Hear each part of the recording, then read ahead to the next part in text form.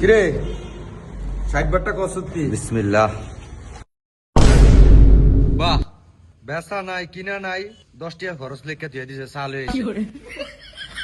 এদিকে তো দোকানটার ভিতরে কত ফুরে থাকে, বিসমিল্লাহ করে আয়ে খরচ করে লাইছিস 10 টাকা। ভাই মার্কেটে তো আরো দোকান আছে। আরে ওটা রাখ, এত কথা কস কীর্তি। মোবারক আছে না, খুবই ভালো লোক।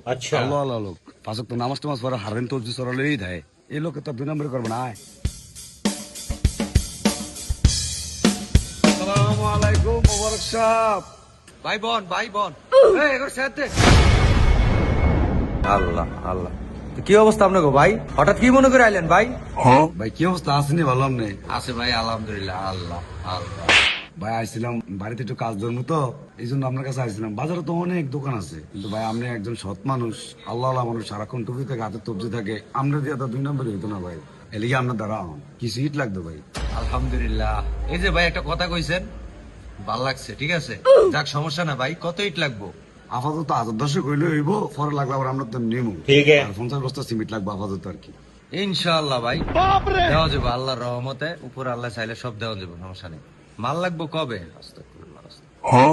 দেন যেতে যাইবো তো কালকে সকালেই দেন, তাহলে ভাই কত রইল নাকি?